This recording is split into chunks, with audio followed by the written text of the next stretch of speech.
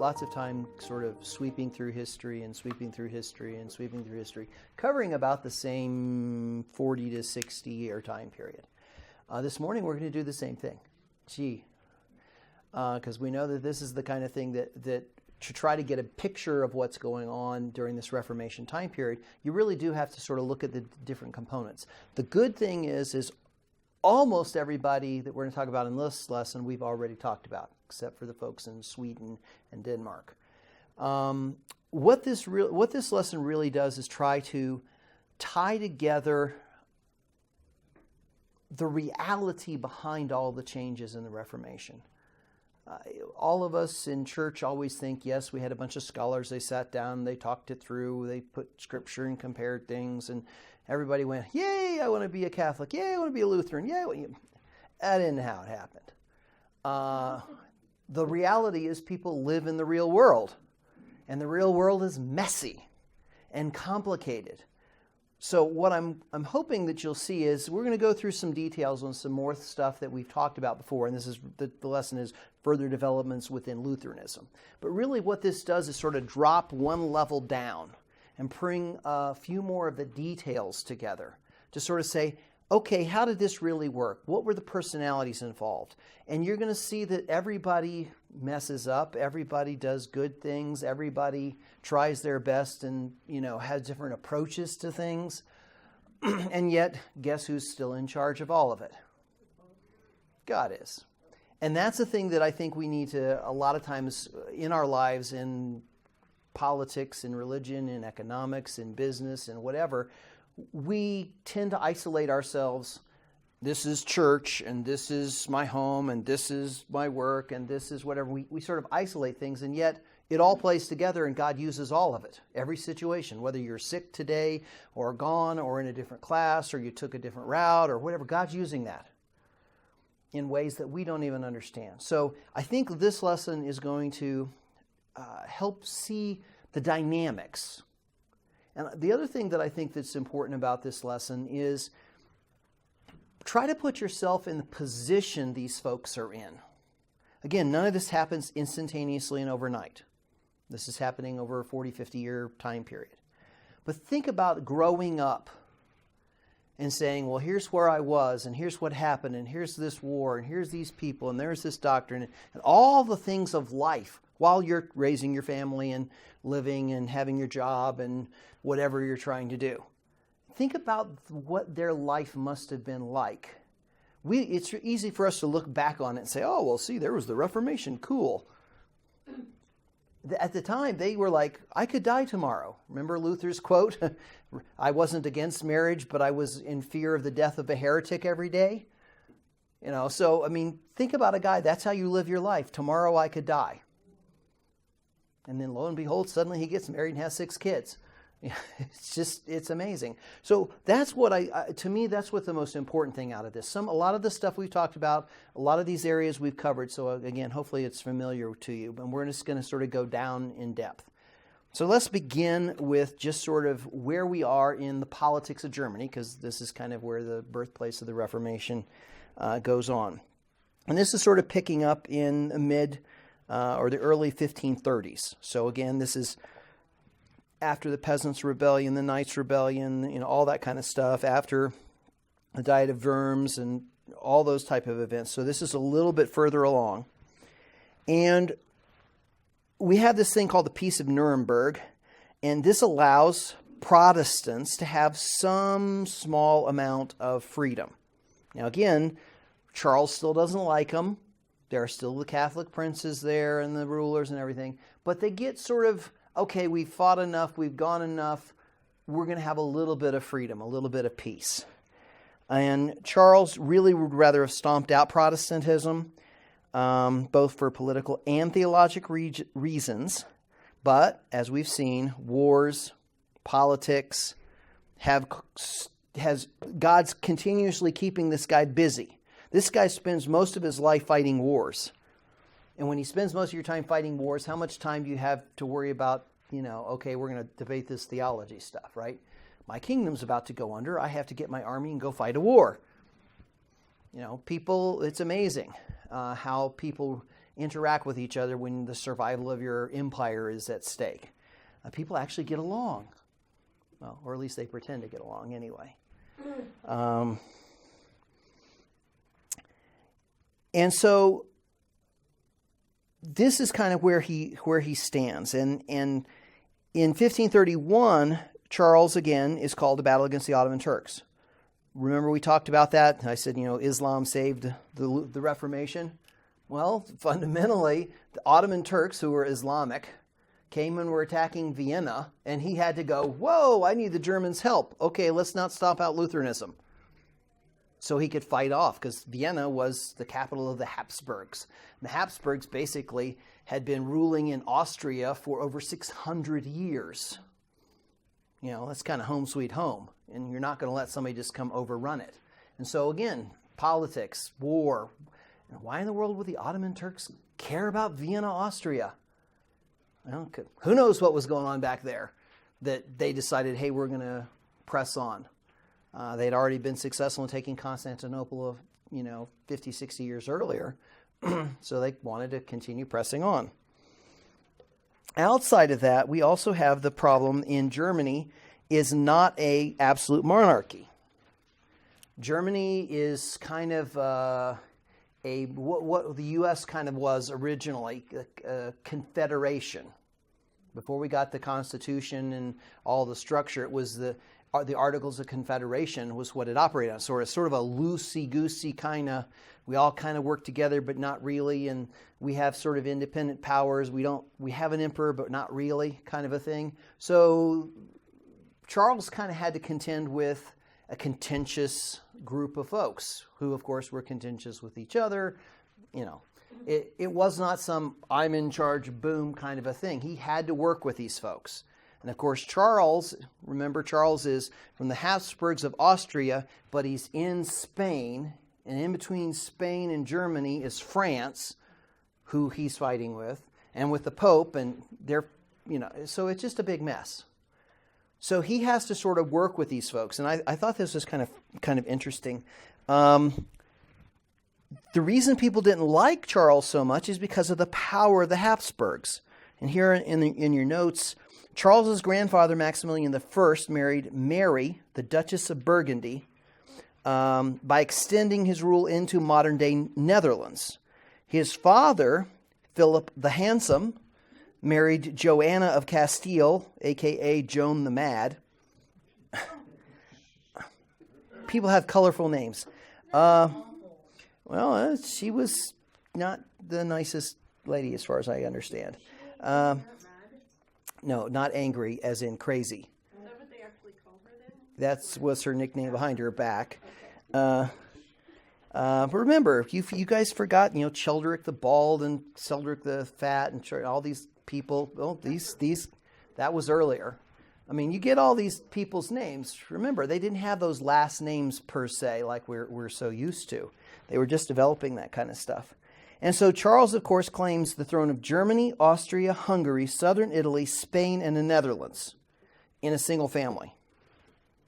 And by the way, that Duchess of Burgundy, well, you understand that, and I think I'm following the etymology correctly. Burgundy is a color, right?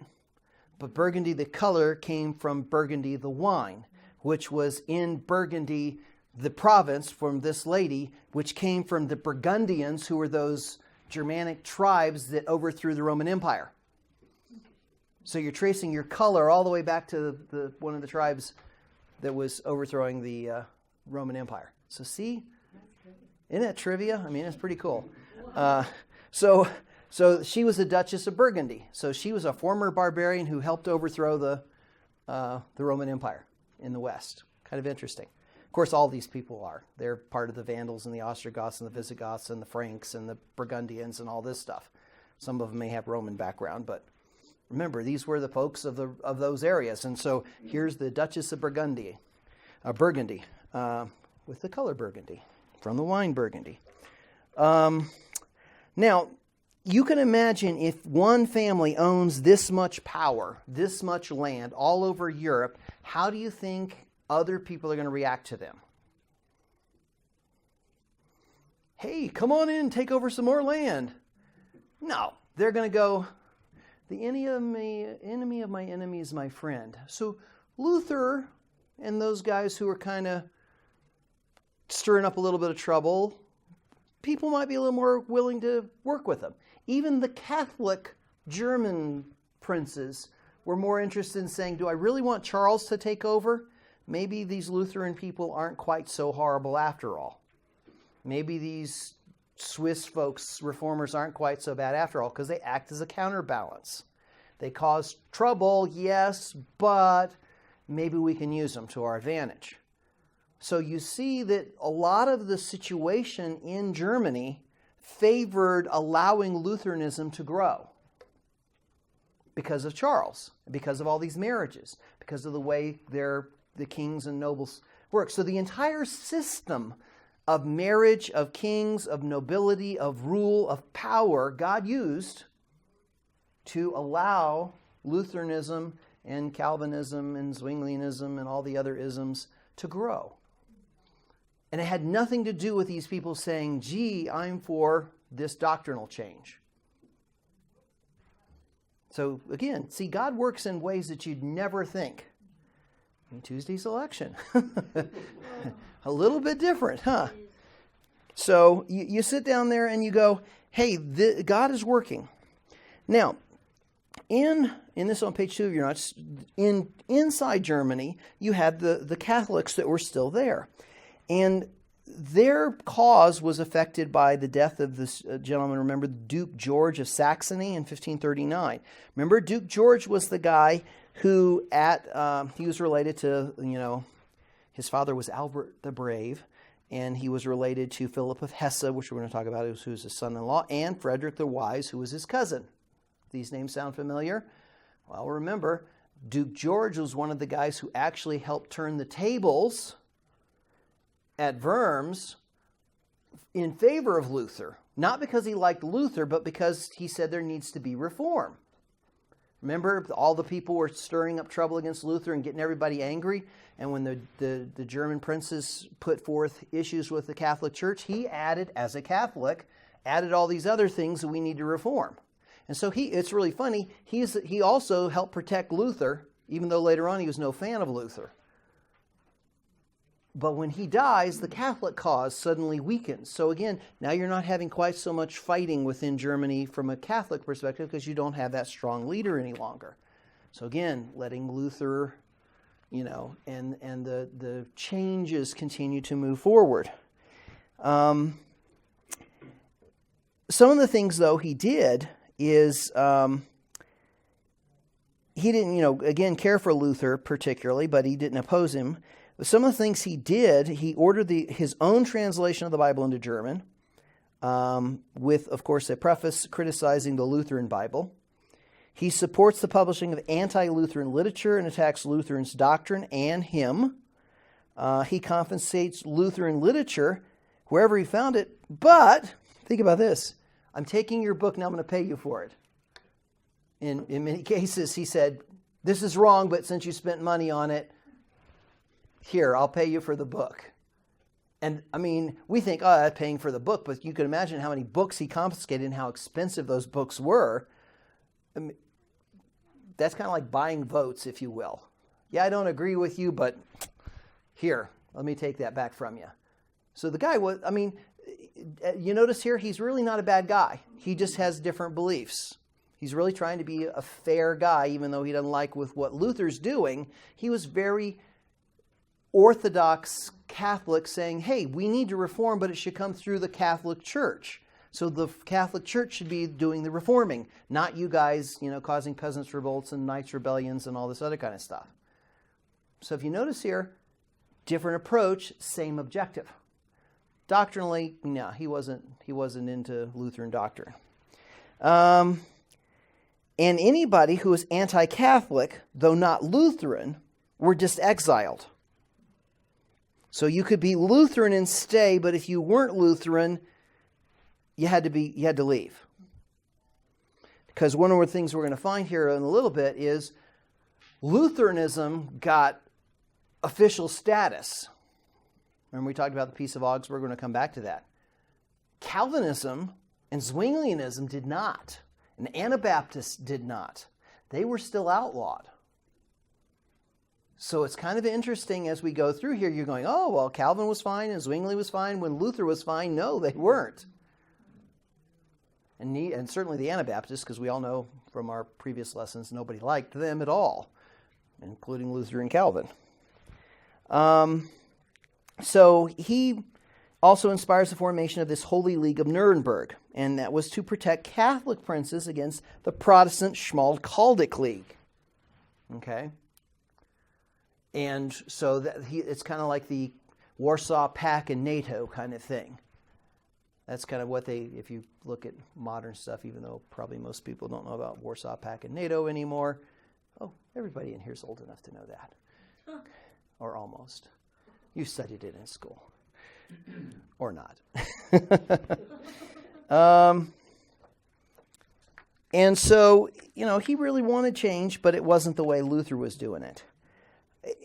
The thing that's interesting is his closest relatives, Philip of Hesse and his brother Heinrich, become Protestants. So how do you like that?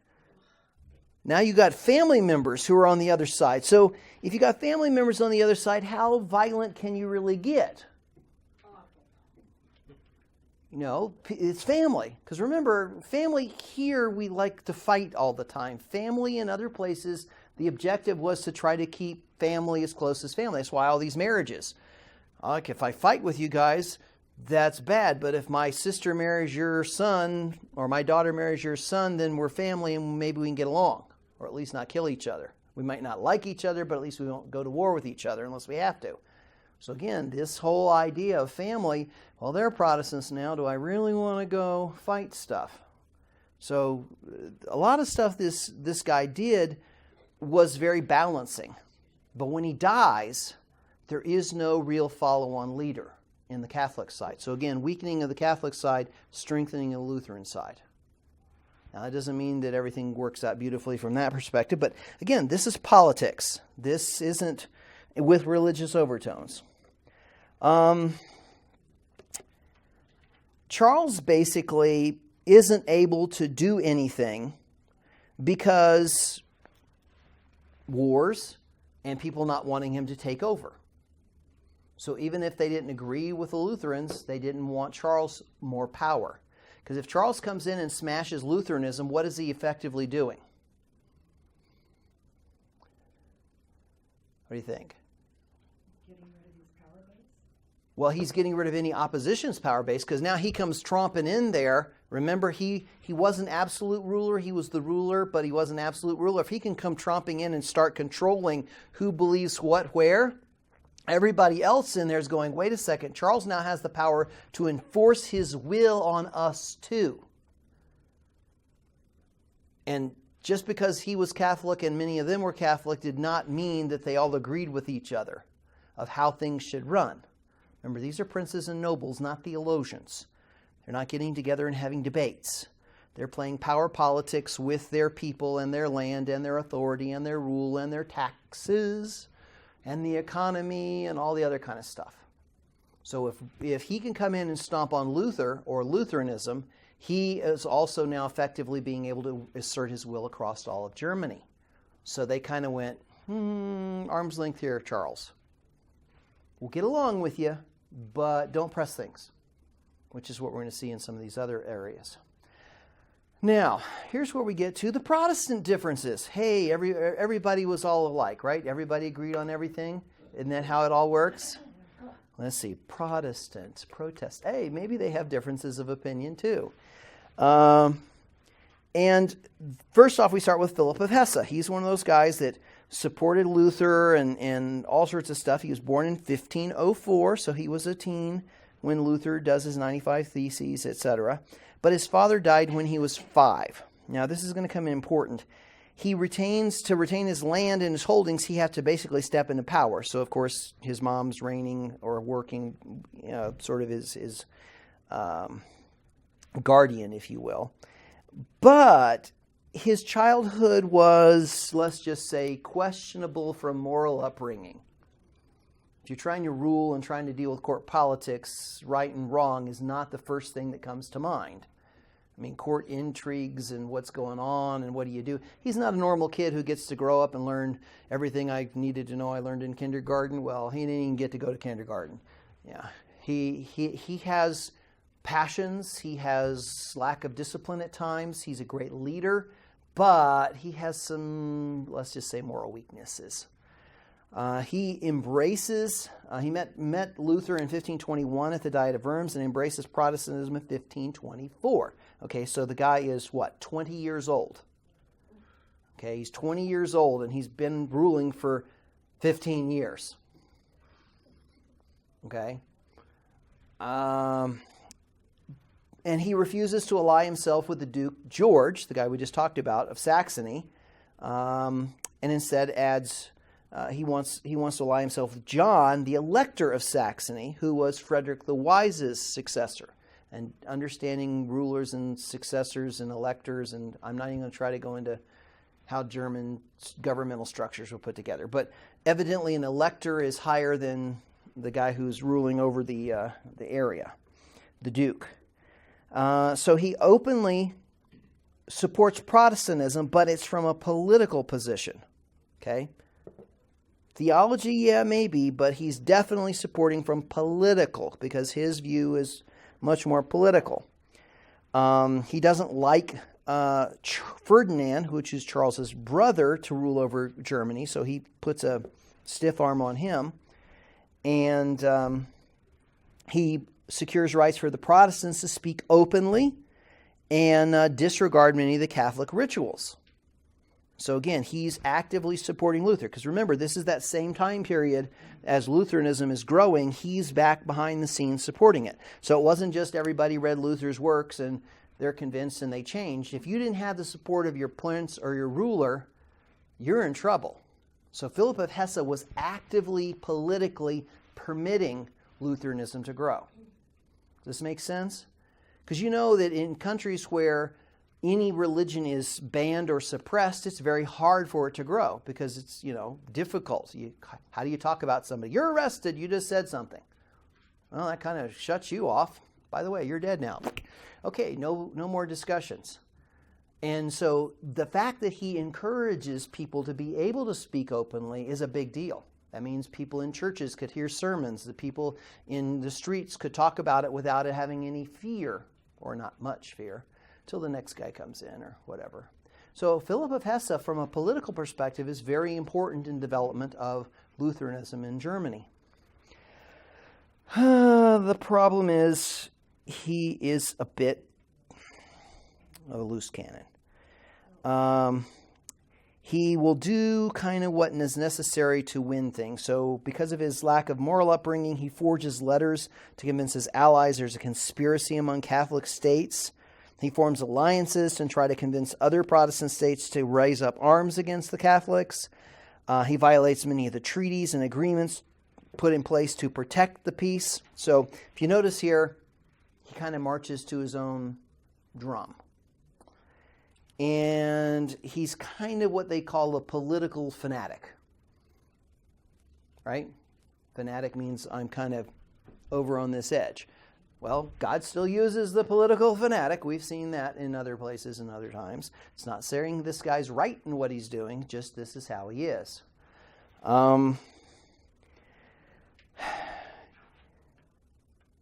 Philip, however, is not like Martin Luther. What was one of the characteristics we talked about Martin Luther?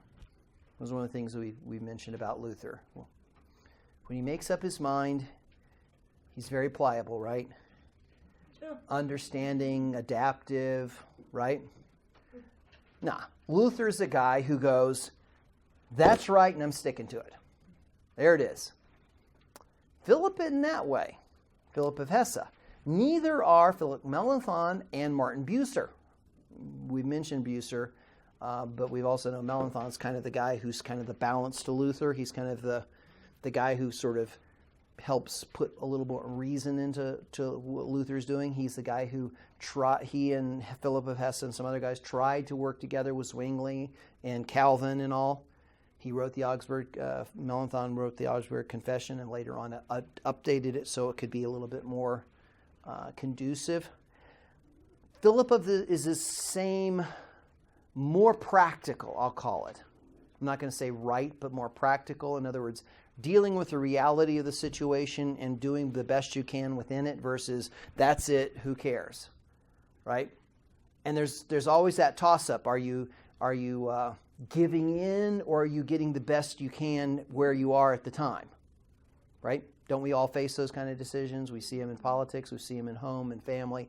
How far do I press it? How far do I just say, well, this is as far as God lets me go at this point. I'm going to take that because I can't press it further, type of a deal. That's hard. It's really, really hard. And we're going to see, usually when you're in the middle, nobody likes you. The left doesn't like you and the right doesn't like you, so usually it means you're probably in the right spot. But Philip falls into this kind of more pragmatic, though not necessarily ethical, approach. He basically does a couple of things. He tried to seek unity among the reformers. Why would he want to seek unity among the reformers? Remember, is a political thinking guy. Why would he want to put people to try to get people to work together in unity? He wanted a coalition.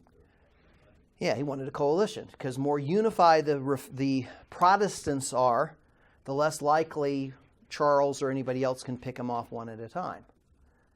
Divide and conquer. I mean, if you're gonna go after somebody, divide and conquer is the best way to do it.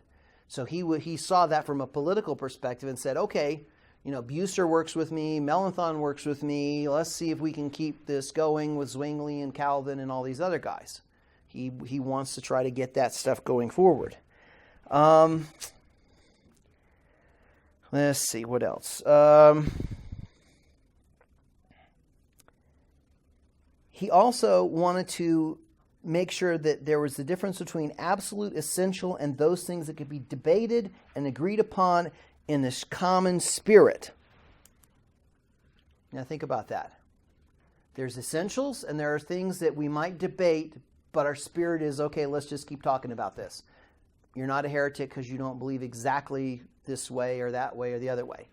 We're going to see later on here is out of the Reformation, as much as there's this attempt, you get things referred, basically people call it cold orthodoxy. You said thee instead of the, and therefore you're a heretic. You said potato, I said potato, therefore you are a heretic. Even though you're so close, it's, we got fine splitting hairs, and a lot of the theology becomes very cold and sterile and so academic that everybody fights over everything. That's then the Pietist movement comes out of. Reaction to that. Remember? Reaction. That'll be in another 60, 70 years. But what we're seeing here is that debate. What's essential, what's not? And this is going to play into how people work together or don't work together. There's the answer. Now, unfortunately, Martin Luther, after the Knights' Rebellion, the Peasant Revolt, and a few other things, starts losing sway. Though he's still the leader, anything Luther says is good kind of starts going, well, maybe he's not always right, which is true. Luther would say that, but again, he was a very black and white kind of guy when he made up his mind. This whole problem is going to get worse because as Philip tries to ally himself with people and tries to work with all sorts of different folks, he's going to come into a moral problem.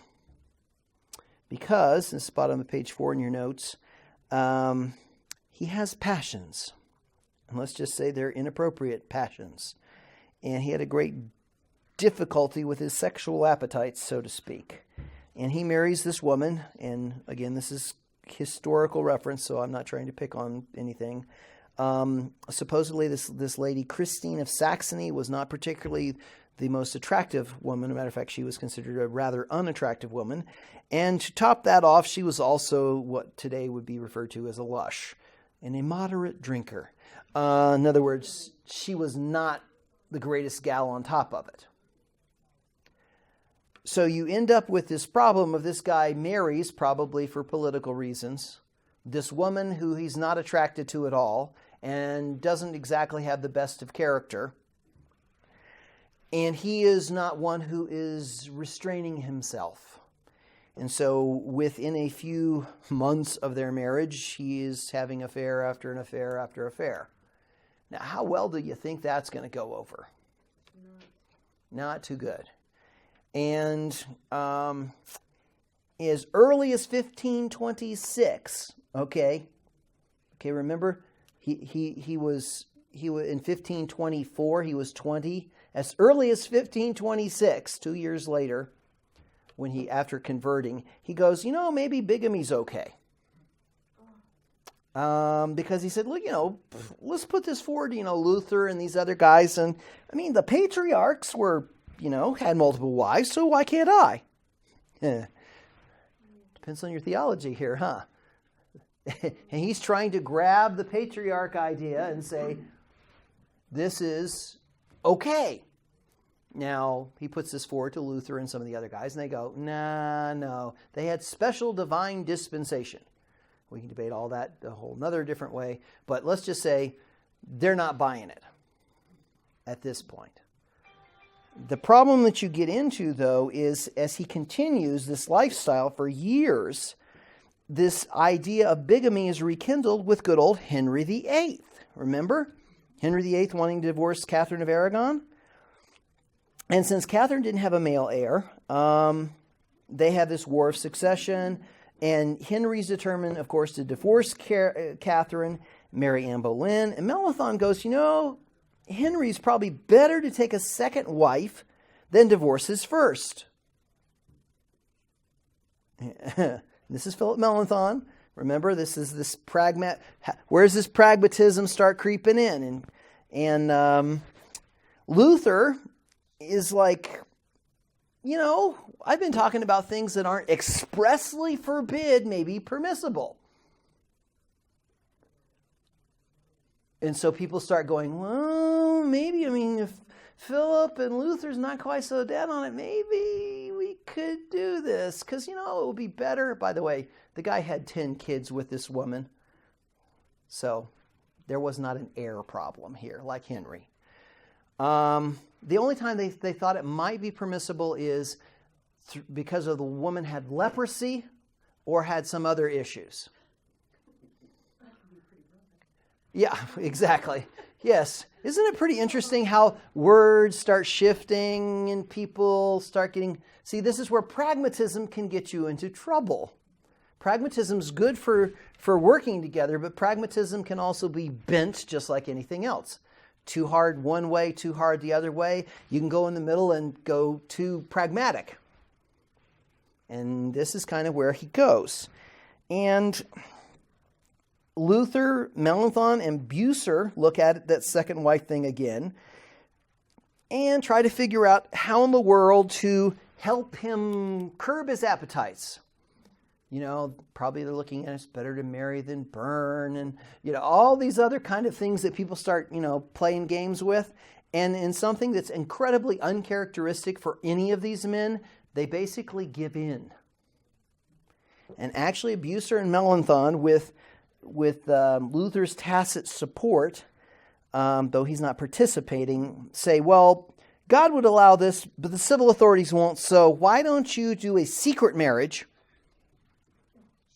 And that way you can have a marriage before God, but not before the law, and this will keep you okay. And of course, one of the ladies in waiting is right there with the engagement ring ready to be given. So on March 4th, 1540, okay, so now he's 36? He marries, Bucer and Melanchthon marry him, or are witnesses to the marriage. Of course, a few weeks later, Philip's sister says, hey, wait a second, he married somebody else, and these guys were involved in it. So secrets don't remain secrets, folks, because this was a secret marriage. Now, how well do you think this goes over for Bucer, Melanchthon, and Luther? Not so well. So now you're starting getting damaged goods on the guys who normally would do a pretty decent job. That just goes to show you people are not perfect. Nobody is. So, yeah, watch out for WikiLeaks. So, yeah. And I mean, if you think about it, this is something we all have to be careful of. We all have to, I'm going to hold the standard, but not get so high and mighty to think it can't happen to me. These are some of the godliest men, students of the Scripture, etc., screwed up.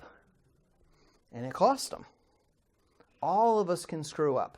So that word humility, be strong about stuff, but also go, I got to hold this a little bit looser because I might find out that I'm not quite so perfect.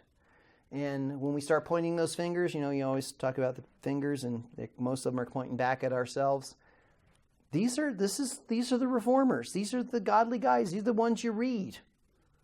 And they still screwed up. And they knew it. They were trying to help somebody, right? Sometimes you try to help somebody and you help them too far. They were trying to be pragmatic. Can you imagine if people are trying to kill you and this is the guy and you need his support, and how much pressure there would be to sort of bend the rules a little bit, look the other way? So don't think that these guys were perfect. They weren't. So this is a perfect example. Bob? Luther's position that bigamy is not expressly forbidden in the Bible is not a little bit shaky? Oh, all of this was very shaky. Remember, this is one of those principles that the difference between like a Zwingli and a Luther. Luther was, unless it's expressly forbid, it's possibly to be okay. And Zwingli was, unless it's expressly put down as to do it, you shouldn't. That's why he had a hard time with organs. I mean, organs as in musical instruments organs. Because, see, organs weren't in the Bible, therefore you shouldn't have organs, music, in the church. So Zwingli would say organs are bad. Luther would say it's not forbidden. Why not? And again, those are not black and white. Those are just leanings type of a thing. So if they're going to try to make a decision, they're going to they lean one way or the other. So yes, it's a shaky argument. But if you're trying to convince yourself of stuff, to do things to save people, is it worth these lives? Is it worth this thing? The woman's not really that nice anyway. People start compromising. So what he did was not correct biblically. But again, this is the danger anybody falls into. So we all have to be very humble, knowing we'll screw up. The elders at this church, we will screw up, have screwed up, and will continue to screw up no matter what we do, no matter how hard we try, no matter how well-intended anything is, we'll still screw up. We're going to. Just remember when you point the fingers at us, there's 3 coming back at you. Even though you guys have been believers for many years? It doesn't matter. These guys were the staunchest reformers of reformers of reformers. You still screw up. You make bad decisions. You do things that you think are right, and you end up going, ooh, wow, we should have done it a different way. Guaranteed. Not intentional, not willful, some churches it's just intentional. Oh, sure, whatever, who cares? Even when you do the best, even when you have a plurality, even when you do everything proper that you can, pray about it, study, you're still going to screw up. Because sadly, or happily, God didn't give us a rule book to follow. It'd be much easier. Here's the condition, point A, like the logic diagram. If this is true, then B. And if this is true, then A. And if this is true, then C. Okay, answer is D. Good, we got it all solved. We can't do that. It's a mess. People are messy. Life is messy. It's hard. And you got to really understand your scriptures really well to even navigate it. Well, for those of you watching on video, I'm not actually a quick change artist. I just play one in this lesson because unfortunately I had a technical difficulty. So this is a completion of the middle section of our lesson dealing with further developments in Lutheranism. We're going to pick up here with Duke Maurice. And we've just seen that Philip of Hesse has had some problems with his wife, and he ends up in a bigamous situation with the support of Martin Luther and Philip Melanchthon, and of course this seriously damages Luther's reputation. So we're going to pick up here with Duke Maurice, who takes over from Heinrich, who was the Duke of Saxony in 1541. Now Saxony in itself was a very powerful state, and therefore when Maurice comes into power, he is somebody who instantaneously has influence. The problem is he is a bit jealous of John Frederick, who is one of the leaders in this Schmalkaldic League, and he wants to actually have the power not just of being the Duke of Saxony, he wants to have the electorate of Saxony. So he actually decides, I'm not going to join the Schmalkaldic League. So he kind of is an outlier in this whole process. And when eventually Charles V is going to take advantage of his discontent and kind of offer him, hey, if you support me, you can have the electorate, and I'll be nice, and I'll get along okay with Lutherans. I'm just really upset with the obstinate Lutherans. And the reality from Charles's perspective, and what we're going to see here, is that it's a distinction without a difference. Charles just doesn't like the Lutherans, period. And it's only politically that he is supportive of, in any way, shape, or form, of any kind of peace with Lutheran princes or Luther or anybody else. But we have a significant change here. We see that Philip of Hesse has kind of been discredited. He's one of the political leaders of Lutheranism in Germany in particular. But by 1546, which is 5 years after Maurice takes over, Luther dies. And Luther's reputation has been hurt by the Peasants' Revolt and by this incident with Philip of Hesse. Though he still has considerable political sway and religious sway, it's not quite nearly as strong. He's the one guy who kind of could have unified things with him and Philip working the religious and the political things together. But he dies in 1546. And this kind of sets things up that says, all right, Charles, when you get your chance, you can now go after what's going on with Lutheranism. If you remember, we've talked about this, that Luther has been protected. God has protected him from 1517 all the way to his death, 1546. So nearly 30 years, he's kind of been protected. And Lutheranism has had the opportunity to spread along with Calvinism, the Anabaptists, and others that are part of the Protestant movement. So we come up with what's referred to as a Schmalkaldic War. Now, it's actually not too much of a war because it doesn't last very long. As there's sort of a temporary peace, if you will, or temporary success between Charles and the Ottoman Turks and Charles and Francis I of France. He seems to be finally getting himself in a position where he says, all right, now I can finally go deal with those Lutherans. Well, what's he going to do in Germany? Is he's going to go after the Schmalkaldic League. Well, these people realize that that's going to happen, so they decide instead of waiting, they're going to go ahead and take the offensive. So in 1546, same year Luther dies, they take the Catholic city of, I think it's pronounced Fusen, and Charles, of course, responds, and he goes back and takes the city of Ingolstadt. And from this point on, we find out that though the Schmalkaldic League had more forces, had some real good training, their leadership wasn't so good. Had Philip of Hesse still had influence and still been in charge, that might have been a different story, but he wasn't. And what happens now is Charles takes advantage of Duke Maurice's dissatisfaction, and Maurice ends up saying, hey, I'm going to go invade the electorate of Saxony. And so John Frederick, who's the guy he's jealous of, who was part of the Schmalkaldic League and has been helping out with their military, he has to take his forces and run back there to get Maurice out, which of course now splits the forces of the Schmalkaldic League. Charles hooks up with his brother Ferdinand I, who is the guy who's in charge of Austria. The Lutheran Austrians, or the Austrian Lutherans, the Lutheran Austrians, yes, the Austrian Lutherans take a neutral position, so they're not going to get in the middle of this. And basically by 1547, Charles has pretty much beaten the Schmalkaldic League forces because as much as they had good capability, they had poor leadership. They just made some really bad decisions. After some of the major offensives, we find out it's kind of ironic, May 19th, 1547, Wittenberg falls. So Wittenberg is, the heart of where the Reformation began with Luther. That's where he's buried. And the emperor just sort of walks in without a fight. John Frederick is captured.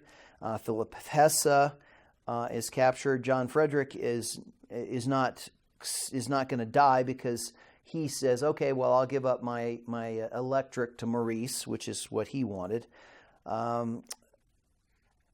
Needless to say, things are not going well for Lutheranism, and we end up with two very unpopular religious compromises, and they're referred to as the Augsburg Interim and the Leipzig Interim.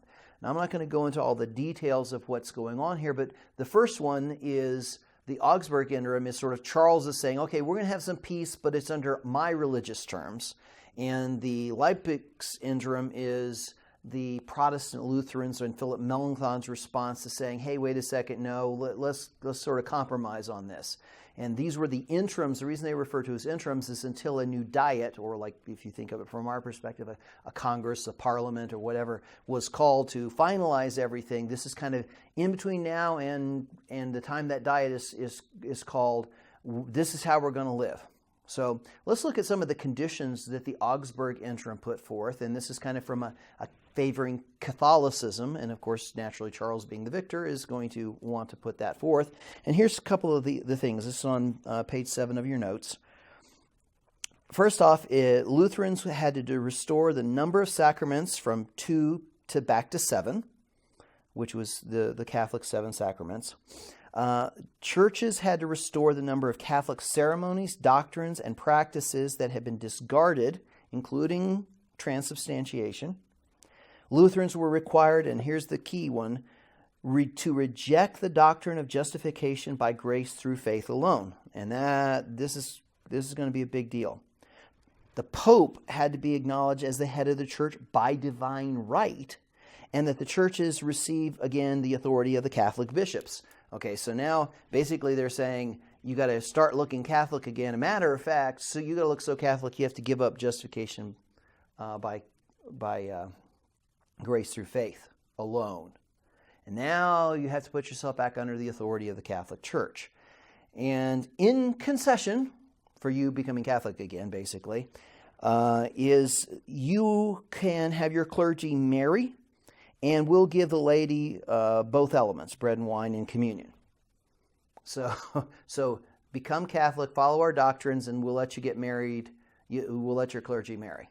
And the laity can have bread and wine as part of the communion. Though, of course, communion is now taught under the doctrine of transubstantiation. So this is just a little bit tough for the Lutherans to swallow.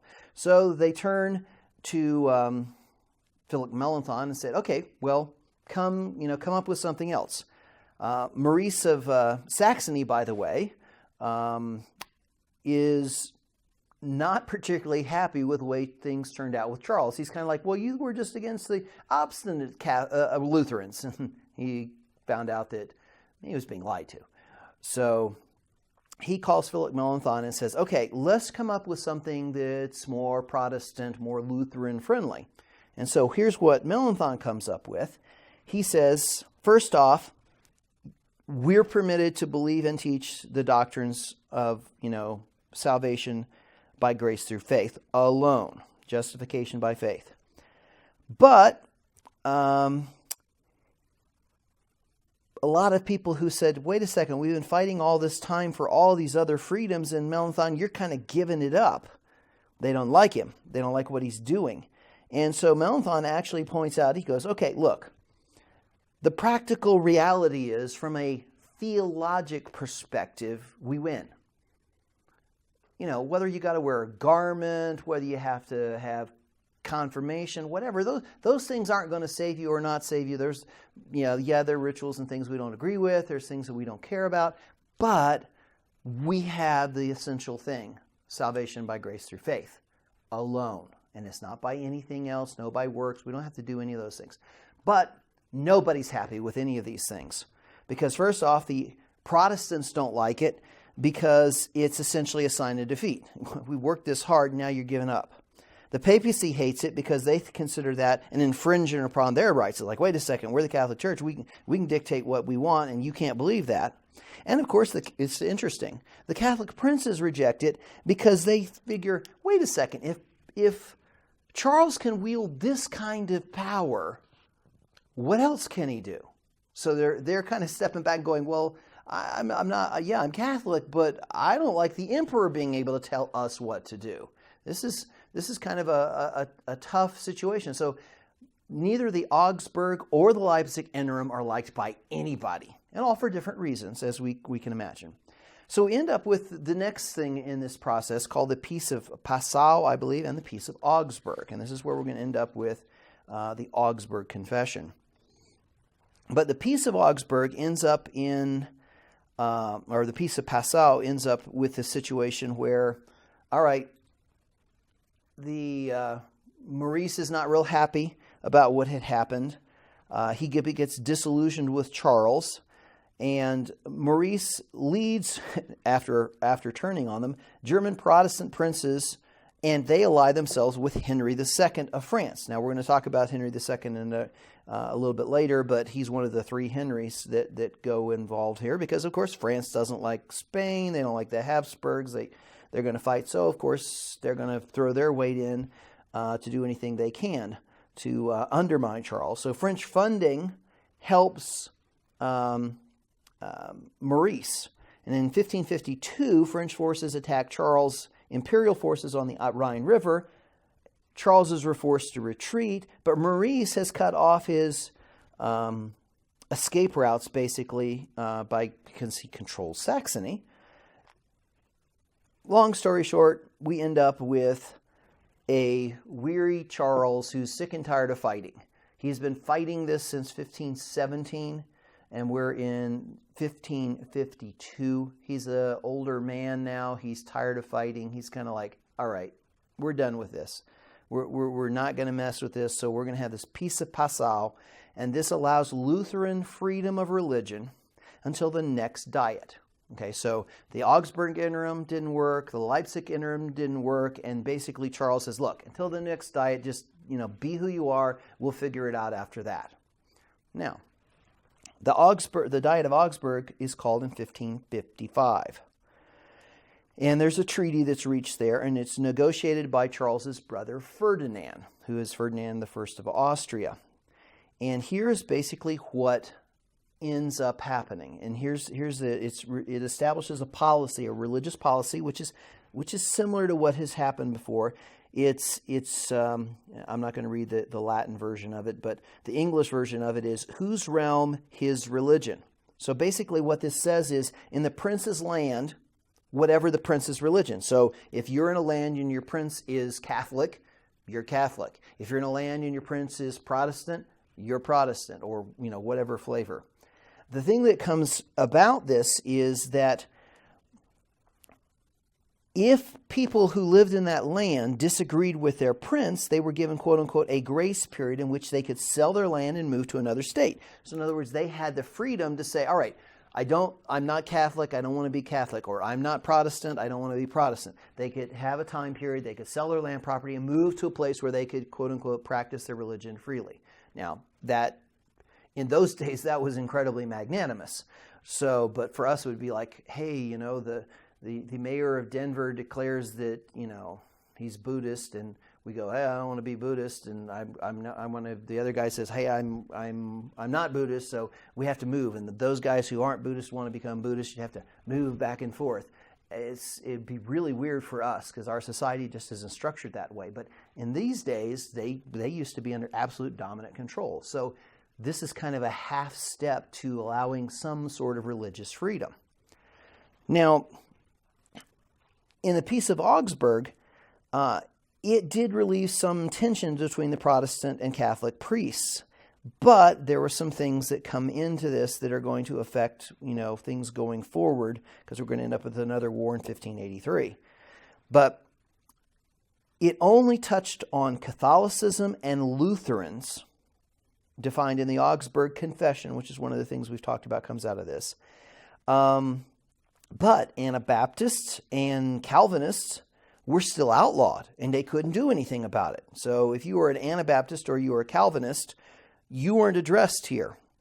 So even though in the Holy Roman Empire, if you were Lutheran or Catholic, you were covered, not for a Calvinist or an Anabaptist. So this is going to become a big issue. And it also had a clause in it which is going to lead to this war in 1583, that if your Catholic bishop or abbot, which effectively was like a feudal lord as we've talked about before, converted to becoming a Protestant, they were not allowed to pass it on to a Protestant. They had to turn it back over to a Catholic. So in 1583, we have the Elector of Cologne, who was a prince bishop, converted to Calvinism, okay, not even Lutheranism, to a Calvinism, which was previously outlawed, and he refused to give up his authority. He says, no, I've converted, I still have authority. So that is going to lead to a war in 1583. So you can see that after all of this, we're kind of transitioning into a different phase. And this is also where we see the transition of power from Charles V in 1555. He basically says, I'm tired of this. So he says, Ferdinand, you take Austria, because even though you're Spanish, you've lived there since 1531, you know the people know you. And from a scholar's debate as to whether Ferdinand was a closet Protestant and touched by some of the reformers, or whether he was just an ambivalent Catholic who said, no, he's really Catholic, but he's like, from a political perspective, it is not worth this fight. Let's have some peace in our land. So it depends on who you read as to whether Ferdinand was, a closet Protestant or a staunch Catholic with political priority, if you will. Now, we do know, and this is we're going to see some more fomentation that comes out of this, that Charles leaves the Spanish, Netherlands, and some of the other holdings in the New World to his son Philip. And Philip was very staunchly Catholic, and he pushes his religion into heavily Protestant areas. And this is going to cause a lot of wars that's going to go on.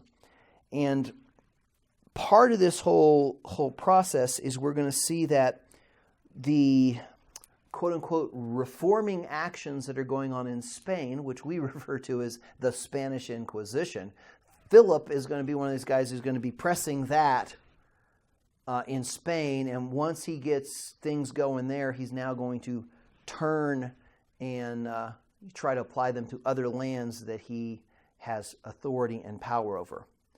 So as we see this transition, Luther is gone, Calvin is gone, Zwingli is gone, Melanchthon is fading off the scene, Philip of Hesse is fading off the scene, John Frederick is fading off the scene. All of these early, both religious and political leaders are fading off, and we're going to end up with some very interesting dynamics that are going to come in some of our later lessons. Charles retires to a monastery in Spain, and he continues to surround himself with pomp, and he dies in 1558. So that leaves Ferdinand and his son Philip, who becomes Philip II. Now, next we're going to look at Scandinavian Lutheranism, and we're going to pick that up in our sort of closing out in our next lesson. So right now we're just going to go ahead and stop for the sake of time.